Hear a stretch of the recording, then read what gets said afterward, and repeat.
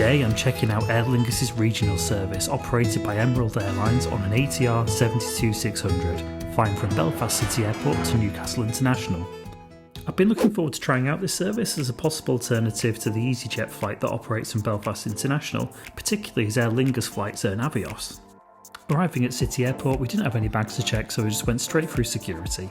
In contrast to the experience at the international airport, the security queue was nice and short and we were soon through. And that gave us a good amount of time to seek out the Aspire Lounge. This is situated right next to Gate 4, which is the gate that tends to be used by British Airways. Despite the fact that Aer Lingus and BA are owned by the same company, our BA Silver status doesn't get us lounge access, but we were able to get in with Priority Pass. The lounge is a really nice space, nicely decorated, with plenty of nice seating options, and a bit of artwork to remind you where you are. There were also some great runway views and gave us an opportunity to check out the type of aircraft that we'd be departing on later. There was a bar stocked with free pour, beer, wine, soft drinks, and also spirits, which is pretty decent for an Aspire Lounge. The food on offer was also quite nice as well, much better than what I'm used to in the Aspire Lounge in Newcastle, although I've not tried out the food there since the recent refurbishment. I grabbed some beef stew, beef stroganoff, mashed potato, and then helped myself to some nice desserts and some cheese, all whilst watching the views out the window of the planes departing.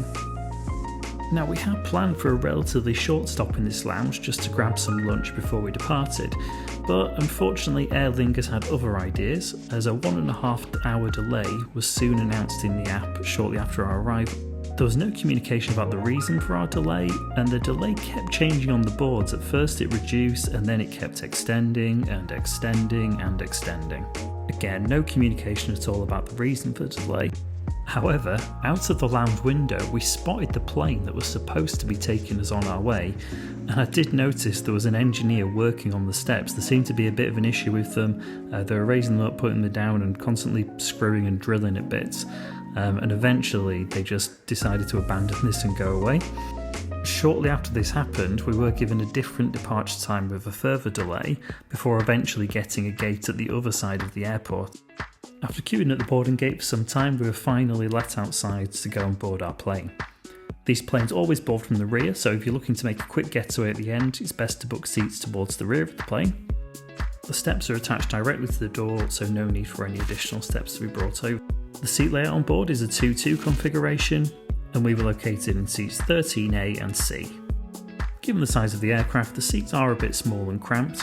Not a huge amount of legroom, and you do have this bar underneath the seat as well, so that can restrict the legroom space a bit as well. There's a small pocket in the seat, and there is also a tray table. It was a little bit wobbly, but it was fine overall, and I didn't really have any use for it either. Another thing I noticed about the seats was that any little movement from the passenger in front would cause the seat to rock back massively, and it would always bang into my knees when it happened. You do at least get individual air vents and a reading light though. Once everyone was seated, there was an announcement from the captain apologising for the delay, and they did actually confirm that the reason for that delay was, as we expected, a problem with that other aircraft, so they had to wait for a different plane to arrive to then take us on.